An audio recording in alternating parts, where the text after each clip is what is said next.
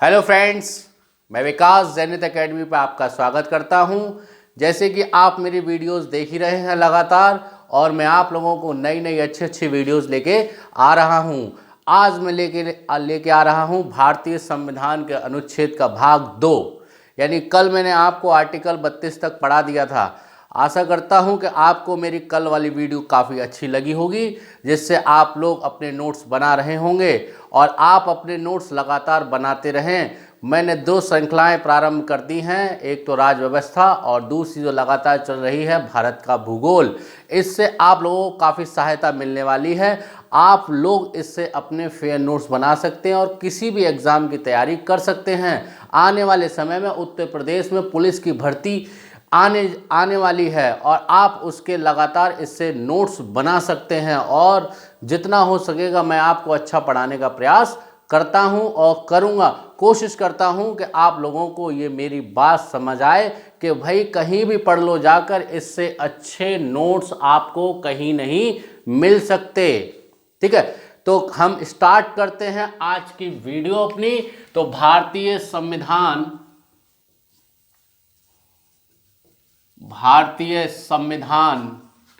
के प्रमुख अनुच्छेद का भाग 2। कौन सा भाग है? भाग 2। कल मैंने आपको आर्टिकल 1 से लेकर 32 तक मैंने आपको पढ़ा दिया था, जितना भी इम्पोर्टेंट था। आज हम स्टार्ट करेंगे। जैसे मैंने आपको भाग 4 में बताया था कि भाग 4 किससे संबंधित है, तो भाग 4 राज्य के नीति निर्देशक तत्व से संबंधित है। राज्य के नीति निर्देशक तत्वों से संबंधित है। किससे संबंधित है? राज्य के नीति निर्देशक तत्वों से संबंधित है। संबंधित आर्टिकल 36 से 51 तक मैंने आपको साफ शब्दों में कह दिया है कि भाई मैं आपको वही आर्टिकल पढ़ाऊंगा जो आपके एग्जामों में आने हैं। तो वही से स्टार्ट करते हैं। जैसे भाग 4 में क्या है? राज्य के नीति निर्देशक तत्व कहां से कहां तक? 36 से 51 तक। हम अब देखते हैं अनुच्छेद 38। इसमें जिन आर्टिकलों को पढ़ना है उसको हम लिख लेते हैं। जैसे आर्टिकल अनुच्छेद 38, अनुच्छेद 39 का, अनुच्छेद 40, अनुच्छेद 43, अनुच्छेद 44, अनुच्छेद 45, अनुच्छेद 47, अनुच्छेद 48, अनुच्छेद 48 का। ठीक है, बोर्ड थोड़ा छोटा है, ठीक है, लेकिन हम इसी में एडजस्ट करने की कोशिश करेंगे। 1-2 आर्टिकल और रह गए, पहले इनको समझा लेते हैं, फिर उसके बाद में। अनुच्छेद 38 क्या कहता है? अनुच्छेद 38 कहता है राज्य लोक निर्माण, यानी राज्य लोक कल्याण यानी राज्य लोक कल्याण अभिवृद्धि के लिए सामाजिक व्यवस्था। राज्य लोक कल्याण के लिए अभिवृद्धि की व्यवस्था। किसकी व्यवस्था भैया? अभिवृद्धि की। किसमें? सामाजिक में। किसमें भैया? सामाजिक में। राज्य लोक कल्याण अभिवृद्धि होनी है, किसमें होनी है? सामाजिक में होनी है। आर्टिकल यानी अनुच्छेद 38 क्या कहता है? राज्य लोक कल्याण की अभिवृद्धि के लिए सामाजिक व्यवस्था। किसकी व्यवस्था? सामाजिक व्यवस्था। अनुच्छेद 39 क्या कहता है? अनुच्छेद 39 कहता है समान न्याय। क्या कह रहा है? समान न्याय तथा निःशुल्क। क्या निःशुल्क दे रहा है? निःशुल्क दे रहा है निःशुल्क विधिक सहायता। क्या दे रहा है? विधिक सहायता। यानी राज्य में किसी भी व्यक्ति को कोई भी परेशानी होती है तो वह राज्य सरकार के अधीन जाकर पुलिस से क्या ले सकता है? न्याय में समान सहायता मिलेगी उसे, और निःशुल्क विधिक सहायता यानी कानूनी वकील मिलेगा उसे, सरकारी वकील मिलेगा। अनुच्छेद 40 क्या कह रहा है कि राज्य में ग्राम पंचायतों का गठन हो सकता है। भैया क्या होगा? ग्राम पंचायतों का गठन। आर्टिकल 40 यानी प्रत्येक राज्य सरकार अनुच्छेद 40 के आधार पर क्या कर सकती है? ग्राम पंचायत का गठन कर सकती है। आर्टिकल 43 कहता है भैया निर्वाह मजदूरी। कैसी मजदूरी? निर्वाह मजदूरी का प्रावधान। निर्वाह मजदूरी का उपबंध या प्रावधान। ठीक है। कैसी मजदूरी? निर्वाह मजदूरी। प्रत्येक राज्य सरकार का यह कर्तव्य होगा कि वह प्रत्येक राज्य में रहने वाले व्यक्ति के लिए एक निर्वाह मजदूरी का क्या करे? इंतजाम करे। 44 कहता भैया प्रत्येक व्यक्ति जो राज्य में रह रहा है उसके लिए समान सिविल संहिता, समान नागरिक सिविल संहिता, नागरिक सिविल संहिता, ठीक है। क्या कह रहा है? समान नागरिक सिविल संहिता किसके आधार पर भैया? तो आर्टिकल 44 के आधार पर है। आर्टिकल 45 क्या कह रहा है? फिर वही बात कि शिक्षा का अधिकार। क्या कह रहा है? शिक्षा का अधिकार। अभी हम किस में पढ़कर आए थे? अनुच्छेद मौलिक अधिकार 21A में पढ़कर आए थे कि वह अधिकार भी किससे संबंधित था? शिक्षा के अधिकार से संबंधित था। अब देखेंगे इसे भी कब जोड़ा गया? 86वां संविधान संशोधन 2002। क्या था? 6 से 14 तक के आयु के बच्चों के लिए निःशुल्क शिक्षा का प्रावधान, ठीक है। अनुच्छेद 47 कह रहा है पोषाहार जीवन निष्ठ जीवन, पोषाहार जीवन, यानी राज्य सरकार का ये कर्तव्य है कि व्यक्ति को वह क्या देगा? निःशुल्क पोषाहार स्तर जीवन लोक व्यवस्था देगा। हम कह सकते हैं 47 के अंतर्गत ही नशीली दवाओं पर प्रतिबंध लगाया गया है। किस पर लगाया गया है? नशीली दवाओं पर प्रतिबंध लगाया गया है। 48 कहता है भैया पशुओं की बलि पर रोक। 48 कहता है पशुओं की बलि पर रोक। क्या कह रहा है आर्टिकल 48? आर्टिकल कह रहा है कि पशुओं की बलि पर रोक किससे संबंधित है? आर्टिकल 48 से। 48 का क्या कहता है? पर्यावरण संरक्षण अधिनियम। पर्यावरण संरक्षण अधिनियम भैया भारत में कब जोड़ा गया? तो 1900 किस आर्टिकल में है? 48 का के अंतर्गत है। किस आर्टिकल के अंतर्गत है? 48 का के अंतर्गत है। यहीं पे देख लेते हैं अनुच्छेद 50। कौन सा देख लेते हैं? अनुच्छेद 50, यानी कार्यपालिका तथा न्यायपालिका का पृथक्करण, ठीक है। यानी कार्यपालिका और न्यायपालिका दोनों ही क्या करेंगी? अलग अलग काम करेंगी। तो हमने देखा राज्य के नीति निर्देशक तत्वों में क्या है? 36 से 51 तक है, जिसके प्रमुख आर्टिकल हैं आर्टिकल 38, आर्टिकल 39 का, अनुच्छेद 40, अनुच्छेद 43, अनुच्छेद 44, अनुच्छेद 45, अनुच्छेद 47, अनुच्छेद 48, अनुच्छेद 48 का, अनुच्छेद 50। इससे ज़्यादा इम्पोर्टेंट कुछ नहीं हो सकता इस वीडियो में। सबसे ज़्यादा इम्पोर्टेंट है और ये जो पूछे जाने वाले प्रश्न हैं वो उसमें मैं आपको टिक कर दे रहा हूँ कि अधिकांश प्रश्न भैया यहीं से पूछे जाते हैं। कहाँ से पूछे जाते हैं? इसमें से भी आपको इम्पोर्टेंट बता रहा हूँ मैं। इससे अच्छी कहीं नहीं मिलने वाला। इससे अच्छी वीडियो आपको मिल ही नहीं सकती। अगर इससे अच्छी वीडियो मिल जाए तब आप कह देना कि भैया कि ये सर विकास सर आपकी वीडियो अच्छी नहीं है, एग्जाम में प्रश्न नहीं फंसे, 1 प्रश्न 2 प्रश्न 3 4। भैया बताओ इतना सिंपल, यानी 12 13 14 15 आर्टिकलों में से आपको केवल कितना याद करना है? 4 याद करना है। भाई साहब क्रीम दे रहा हूँ, क्रीम हिमामी फेयर हैंडसम, लड़कों के लिए, लड़कियों के लिए फेयर लवली, ठीक है। आपको ये लगानी है और आपको एग्जाम बीट करना है, एग्जाम क्रॉस करना है, ठीक है। इतना आर्टिकल समझ में आया? एक बार फिर से रिकॉल कर लेते हैं। अनुच्छेद 38 कहता है राज्य लोक कल्याण की अभिवृद्धि के लिए सामाजिक व्यवस्था।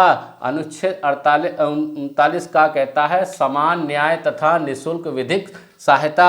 40 कहता है ग्राम पंचायतों का गठन। 43 कहता है निर्वाह मजदूरी का उपबंध या प्रावधान। 44 कहता है समान नागरिक सिविल संहिता। 45 कहता है शिक्षा का अधिकार। 47 कहता है पोषाहार जीवन स्तर। 48 कहता है पशुओं की बलि पर रोक। 48 का कहता है पर्यावरण संरक्षण। अनुच्छेद 50 ये कहता है कि कार्यपालिका तथा न्यायपालिका का कार्य कैसा होगा? अलग अलग होगा। वह दोनों क्या हैं? पृथक्करण। इतना समझ में आ गया होगा आप लोगों के। अब आगे चलते हैं। भैया कपड़ा कहाँ गया? रफ करने के लिए मिल गया। ठीक, अब आगे चलते हैं हम लोग। अगला आर्टिकल देख लेते हैं।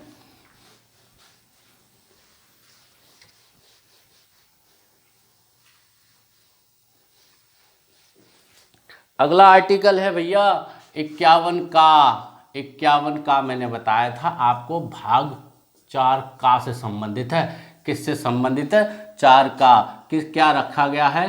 तो मूल कर्तव्य रखे गए हैं। क्या रखे गए हैं? मूल कर्तव्य रखे गए हैं। भाग 4 का किससे संबंधित है? मूल कर्तव्य से। अनुच्छेद क्या है? 51 का है। भैया कब जोड़ा गया? तो 42वें संविधान संशोधन 1976 में जोड़ा गया। कब जोड़ा गया? 42वें संविधान संशोधन 1976 में जोड़ा गया। किसके द्वारा जोड़ा गया? किसकी समिति के द्वारा? तो सरदार स्वर्ण सिंह समिति की सिफारिश पर इसे भारतीय संविधान में जोड़ा गया। देखो भैया 2-3 प्रश्न तो आपको यही मिल गए, बिल्कुल रखे से मिल गए, एकदम बढ़िया से मिल गए। कह रहा है कि भाग 4 में किसको रखा गया? मूल कर्तव्य को रखा गया। संबंधित आर्टिकल 51 का कब जोड़ा गया? 42वें संविधान संशोधन 1976 में जोड़ा गया। किस समिति के माध्यम से जोड़ा गया?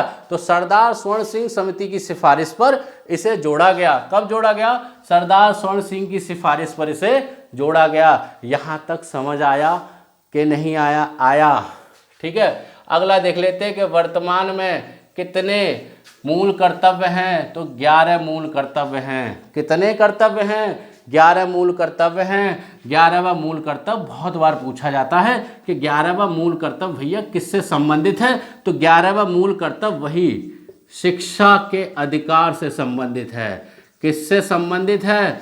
शिक्षा के अधिकार से संबंधित है। कब जोड़ा गया? तो 86वां संविधान संशोधन 2002 के तहत इसे भी जोड़ा गया।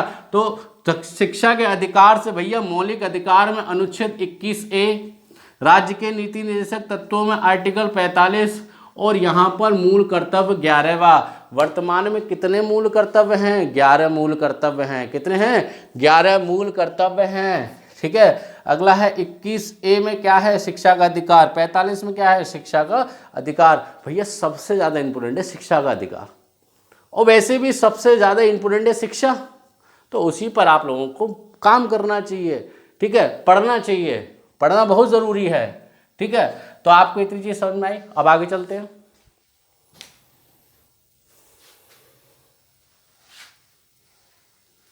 आई होप सो ये समझ में आ रहा होगा आपके आराम से। आपको यदि कुछ याद नहीं हो रहा तो आप आर्टिकल 1 से लेके 51 का तक आराम से याद करके बैठ जाएं, आपको 2 नंबर मिल जाएंगे। कितने? 2। लेकिन हमको आगे भी कोशिश करनी है। क्या करनी है? हमको आगे भी कोशिश करनी है। आगे के आर्टिकल देख लेते हैं कौन कौन से इंपोर्टेंट हैं। तो भैया आर्टिकल 52, अनुच्छेद 52। अनुच्छेद 52 क्या कह रहा है? अनुच्छेद 52 कहता है कि भारत का एक राष्ट्रपति होगा। क्या होगा? भारत का राष्ट्रपति। भैया मौलिक अधिकार, राज्य के नीति निर्देशक तत्व और आपकी नागरिकता, संघराज क्षेत्र, ये मैंने बहुत अच्छे से पढ़ा है। यहाँ केवल आपको संबंधित आर्टिकल देखना है। जैसा लिख रहा हूँ वैसे ही आपसे एग्जाम में प्रश्न पूछेगा। बार बार कह रहा हूँ, जैसा पूछेगा आपसे वैसा ही आपको उत्तर देना है। सीधा सीधा पूछता है कि भारत के राष्ट्रपति का पद किस अनुच्छेद में दिया गया है, यानी किस अनुच्छेद में दिया गया है? तो 52 आर्टिकल किससे संबंधित है? भारत के राष्ट्रपति से संबंधित है। किससे संबंधित है? भारत के राष्ट्रपति से संबंधित है। आर्टिकल 54 देख लेते हैं। इसके बाद कौन सा इंपोर्टेंट है? 54 क्या दिया गया है? राष्ट्रपति का निर्वाचन दिया गया है। क्या दिया गया भैया? राष्ट्रपति का निर्वाचन दिया गया है। राष्ट्रपति का निर्वाचन किस आर्टिकल में है? आर्टिकल 54 में है। किस में है? आर्टिकल 54 में। इसके बाद डायरेक्ट चलेंगे 60 पर। 60 में दिया गया है राष्ट्रपति की शपथ तथा प्रतिज्ञान। भैया प्रतिज्ञान आ जाए तब परेशान मत हो जाना भैया क्या दे दिया है, तो वही शपथ से संबंधित है। किससे संबंधित है? शपथ से संबंधित है। आर्टिकल 61 चलेंगे भैया। आर्टिकल 61 क्या कह रहा है? राष्ट्रपति पर महाभियोग की बात कर रहा है। ये तो क्या कर रहा है? राष्ट्रपति पर महाभियोग की बात कर रहा है। यदि मैं राष्ट्रपति को उसके पद से हटाता हूं असंवैधानिक, किससे? असंवैधानिक यदि कोई कार्यगत राष्ट्रपति के द्वारा किया जाता है और 61 के अधीन क्या है? उस पर राष्ट्रपति पर महाभियोग द्वारा हटाया जा सकता है। लेकिन राष्ट्रपति पर महाभियोग लगाने से पहले उसे कितने दिन पहले नोटिस भेजा जाएगा? उसे 14 दिन पहले नोटिस भेजा जाएगा। कई एग्जामों में आपने देखा ये प्रश्न तो बहुत ज़्यादा पूछा जाता है कि राष्ट्रपति पर महाभियोग किस अनुच्छेद के तहत है, तो 61 के तहत है। कहाँ से लिया गया है, तो अमेरिका के संविधान से लिया गया है। कहाँ से लिया गया है, अमेरिका के संविधान से लिया गया है। आगे चलते हैं भैया, आर्टिकल 62 पे चलते हैं। तो रिक्त पद की बात की गई है, किसकी गई है, रिक्त पद की बात कही गई है कि यदि राष्ट्रपति का पद रिक्त रहता है, क्या रहता है, राष्ट्रपति का पद यदि रिक्त रहता है तो उसे 6 महीने के भीतर क्या होगा, भरना होगा। 6 महीने के भीतर भरना होगा। एक बार और देख लेते हैं राष्ट्रपति से संबंधित आर्टिकल। तो राष्ट्रपति बहुत बड़ा है, संविधान में सबसे ज़्यादा महत्व राष्ट्रपति ही रखता है, लेकिन मैंने यहाँ पर आपको प्रमुख अनुच्छेद पढ़ा रहा हूँ, ना कि राष्ट्रपति पढ़ा रहा हूँ। पहली चीज़ राष्ट्रपति नहीं पढ़ा रहा हूँ, राष्ट्रपति से संबंधित आपको प्रमुख अनुच्छेद पढ़ा रहा हूँ। दूसरा, आपसे इससे ज़्यादा इंपोर्टेंट कुछ हो नहीं सकता। देखेंगे तो पिछली बार आपसे ये वाला प्रश्न पूछा गया है पुलिस के एग्जाम में कि राष्ट्रपति का निर्वाचन किस अनुच्छेद से संबंधित है, तो भैया 54 से संबंधित है। किससे संबंधित है, 54 से संबंधित है। आगे चलते हैं, एक बार फिर से रिकॉल कर लेते हैं। 52 राष्ट्रपति, 54 निर्वाचन, 60 शपथ, 60 शपथ यानी सपासठ, 60 शपथ यानी सपासठ, ठीक है। 61 राष्ट्रपति पर महाभियोग, 62 रिक्त पद, कितने में, यानी 6 महीने के भीतर भरना पड़ेगा। आगे चलते हैं भैया, उपराष्ट्रपति देख लेते हैं। जल्दी से क्या देखेंगे, उपराष्ट्रपति देख लेते हैं। क्या देख लेते हैं, उपराष्ट्रपति देख लेते हैं। आर्टिकल अनुच्छेद 63, अनुच्छेद 63 कहता है कि भारत का एक उपराष्ट्रपति होगा। कौन होगा, भारत का एक उपराष्ट्रपति होगा। वहीं अनुच्छेद 64 में देख लेते हैं, किस में देख लेते हैं भैया, 64 में देख लेते हैं। 64 क्या कहता है कि उपराष्ट्रपति, कौन, उपराष्ट्रपति राज्यसभा का पदेन सभापति होता है। राज्यसभा का पदेन सभापति होता है। कौन होता है, उपराष्ट्रपति होता है। किस आर्टिकल के अंतर्गत, 64 के अंतर्गत। अगला देख लेते हैं भैया, 69 कहता भैया राष्ट्रपति, उपराष्ट्रपति की शपथ, उपराष्ट्रपति की शपथ। भैया उपराष्ट्रपति की शपथ किस अनुच्छेद के अंतर्गत कराई जाती है, तो 69 के अंतर्गत की जाती है। भैया 72 देख लेते हैं। 72 में क्या दे रखा है कि राष्ट्रपति किसी भी आपराधिक व्यक्ति को जिसे वो चाहे न्यायालय के द्वारा उसे कारावास सुनाया गया है, यदि वह राष्ट्रपति के सम्मुख कैसा रहता है, न्याय प्रवर्तिक रहता है, तो वह राष्ट्रपति के द्वारा क्षमा पात्र हो सकता है। लेकिन यह राष्ट्रपति के विवेक पर निर्भर करता है। ऐसा नहीं कि प्रत्येक व्यक्ति को, अपराधी को मर्डर कर दिया, अपराधी को सजा मुक्त करा दी, ऐसा कुछ नहीं है। यदि वह काट चुका और वह सुधर रहा है तो राष्ट्रपति बीच में उसकी क्या कर सकते हैं, सजा माफ कर सकते हैं, यानी क्षमादान दे सकते हैं। आर्टिकल चलते हैं भैया 74 पर। किस पे चलते हैं, 74 पर। 74 से ज़्यादा इंपोर्टेंट कुछ है नहीं। 74 कहता है कि राष्ट्रपति, कौन, राष्ट्रपति, दोबारा लिख देते हैं, राष्ट्रपति अपनी कार्यपालिका यानी कि अपनी कार्यपालिका चलाने के लिए एक मंत्री परिषद का गठन करता है। किसका गठन कर रहा है, मंत्री परिषद का गठन कर रहा है। किसका गठन कर रहा है, मंत्री परिषद का गठन कर रहा है। कह रहा है कि आर्टिकल 74 क्या कहता है कि राष्ट्रपति अपनी कार्यपालिका चलाने के लिए किसका गठन करेगा, एक यानी कि मंत्री परिषद का गठन करेगा अपनी कार्यपालिका चलाने के लिए। और वह किसको मुखिया चुनता है, भैया वही प्रधानमंत्री। किसको, प्रधानमंत्री को क्या चुनता है, मुखिया चुनता है। आगे चलें, इतना तो समझ में आ गया होगा।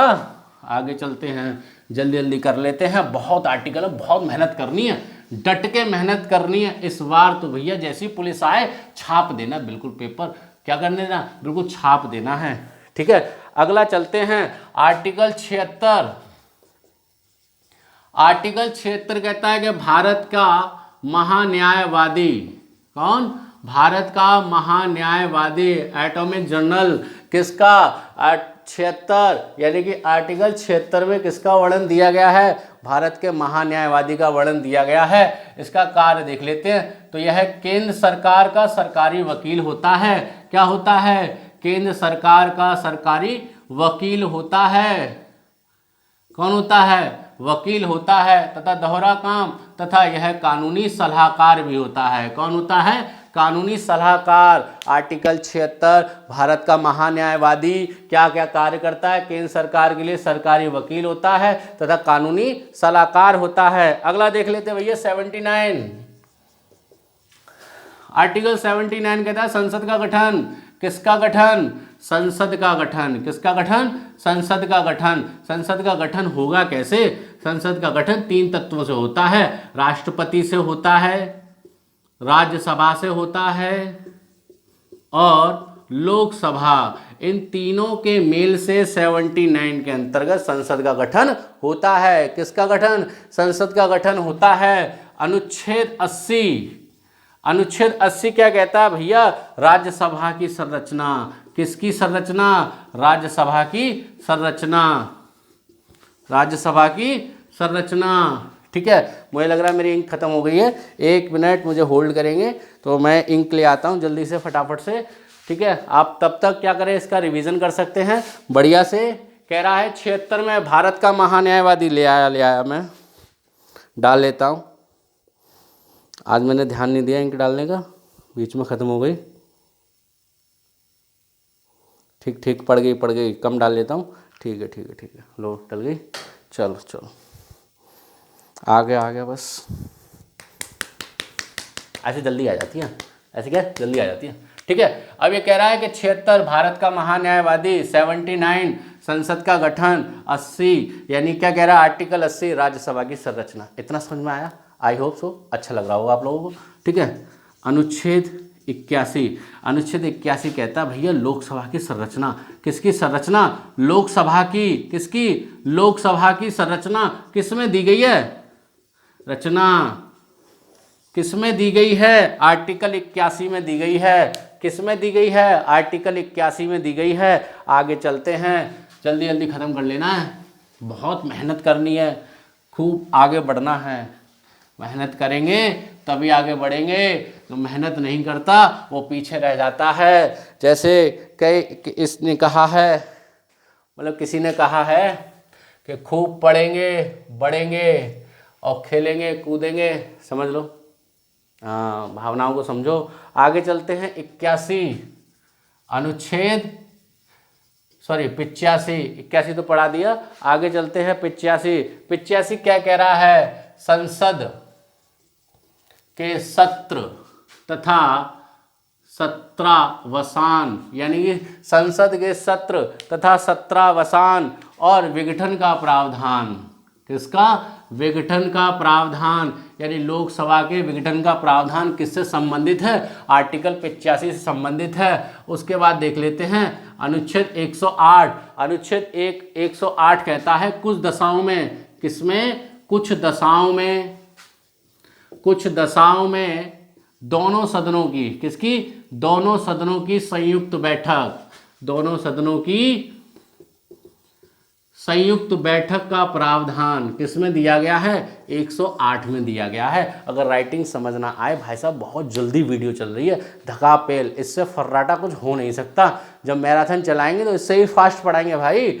ठीक है, अनुच्छेद 108 क्या है? कुछ दशाओं में दोनों सदनों की संयुक्त बैठक। अनुच्छेद 110 ये वो आर्टिकल्स हैं आपको ढूंढने से नहीं मिलने वाले, ये मैं आपको बड़ी मेहनत के साथ पढ़ा रहा हूँ। आप भी बड़ी मेहनत के साथ इनको लिख लें, और बिल्कुल गारंटी के साथ बता रहा हूँ, दावा कर रहा हूँ, इससे बाहर नहीं आ सकता पेपर में। इससे बाहर चले जाए तब बात कर लेना। 110 कहता है धन विधेयक की परिभाषा। किसकी? धन विधेयक की परिभाषा। धन विधेयक की परिभाषा, इस बात का ध्यान रखें। लोकसभा, यानी कि लोकसभा का पदेन सभापति ही ये निर्धारित करता है यदि कोई विधेयक धन विधेयक है या नहीं। धन विधेयक है या नहीं कौन निर्णय करता है? लोकसभा का पदेन सभापति। कौन करता है? लोकसभा का पदेन सभापति इस बात का निर्णय करता है यदि कोई विधेयक धन विधेयक है या नहीं। धन विधेयक केवल कहाँ प्रस्तुत होता है? लोकसभा में ही लागू किया जाता है। एक और प्रश्न बहुत ज़्यादा पूछा जाता है, जैसे लोकसभा के प्रति कौन उत्तरदायी होता है?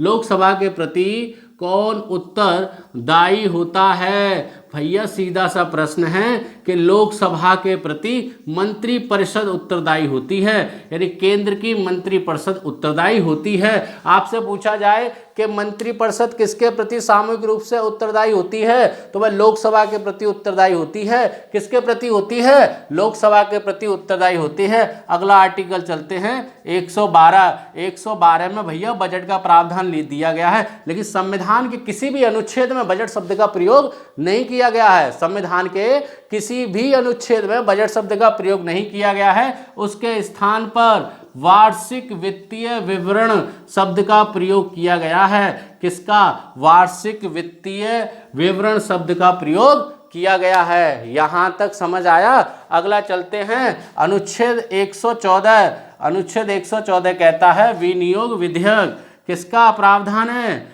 विनियोग विधेयक का प्रावधान है। किसका? विनियोग विधेयक का प्रावधान है। आपको सब कुछ मिल जा रहा है छोटी सी वीडियो में। आगे चलते हैं। यहां तक समझ आ गया होगा। 114 विनियोग विधेयक क्या है? 114 विनियोग विधेयक। 117 की बात करेंगे। किसकी बात करेंगे? 117 की बात करेंगे भैया वित्त विधेयक। कौन सा? वित्त विधेयक। वित्त विधेयक के विशेष उपबंध। वित्त विधेयक के विशेष उपबंध किससे संबंधित हैं? भैया आर्टिकल 117 से संबंधित है। आर्टिकल की फर्राटा चल रहा है। आर्टिकल का फर्राटा। हवा चल रही, तूफान, गर्मी आने वाली, तूफान फैन का काम है भैया। किसका काम है? तूफान फैन। 124 कह रहा है उच्चतम न्यायालय। बड़े जल्दी उच्चतम न्यायालय आ गए भैया। हम लोगों को इंपोर्टेंट पढ़ना है, ज्यादा नहीं पढ़ना। सॉरी, उच्चतम न्यायालय। उच्चतम न्यायालय यानी उच्चतम न्यायालय का गठन किसमें है? उच्चतम न्यायालय का गठन भैया 124 आर्टिकल में है। किसमें है? 124 आर्टिकल में है। 127 अनुच्छेद 127 तदर्थ न्यायमूर्ति की नियुक्ति। किसकी? तदर्थ न्यायाधीशों की। किसकी नियुक्ति? तदर्थ न्यायाधीशों की नियुक्ति। 127 सबसे ज्यादा इंपोर्टेंट है। आगे चलते हैं भैया 131 अनुच्छेद 131। 131 क्या कह रहा है? आरंभिक अधिकारिकता। आरंभिक अधिकारिकता यानी अपीलीय अधिकारिकता। यदि कोई भी केस क्या है, हम आर्टिकल 131 के अंतर्गत प्रारंभिक अधिकारिकता रखते हैं कि हम क्या कर सकते हैं? देश का सबसे बड़ा अपीलीय अधिकारिक है। क्या है? अपीलीय न्यायालय है। आगे चलते हैं आर्टिकल 136 अपील की इजाजत, यानी किसी भी उच्च न्यायालय के प्रावधानों को क्या कर सकते हैं? अपील की इजाजत दे रहा है। अपील की इजाजत दे रहा है। किसके अंतर्गत? 136 के अंतर्गत। आगे चलते 143। इतना समझ में आया? चलो आगे चलते हैं भैया। स्पीड तेज तो नहीं हो रही है? ज़्यादा तो नहीं पढ़ा दी गई? तो कोई बात नहीं है, थोड़ा और पढ़ा लेते हैं। भाग 3 बना लेंगे, कोई दिक्कत नहीं है। हाँ, लेखा परीक्षक तक पढ़ाएंगे, बिल्कुल सही है। 143 अनुच्छेद 143 कहता है कि राष्ट्रपति मुख्य न्यायाधीश से क्या कर सकता है? परामर्श ले सकता है। क्या ले सकता है? परामर्श ले सकता है, लेकिन राष्ट्रपति इस परामर्श के लिए बाध्य नहीं होगा। जैसे आपने बड़े एग्जामों में देखा होगा, यही थ्योरेटिकल एग्जाम में पूछने जाते हैं भैया, लॉजिकल क्वेश्चन ज्यादा आते हैं। तो लॉजिकल क्वेश्चन में पूछा कि किस अनुच्छेद के अंतर्गत राष्ट्रपति को मुख्य न्यायाधीश से परामर्श लेने का अधिकार है? तो 143 के अंतर्गत है। क्या राष्ट्रपति इसके परामर्श के लिए बाध्य है? तो भैया बाध्य नहीं है। क्या नहीं है? बाध्य नहीं है, वह अपने विवेक का प्रयोग कर सकता है। आगे चलते हैं अनुच्छेद 148। बहुत जल्दी आ गए 148, लेकिन हमने आधे से ज्यादा सिलेबस क्या कर लिया? खत्म कर लिया है। 148 कहता है भारत का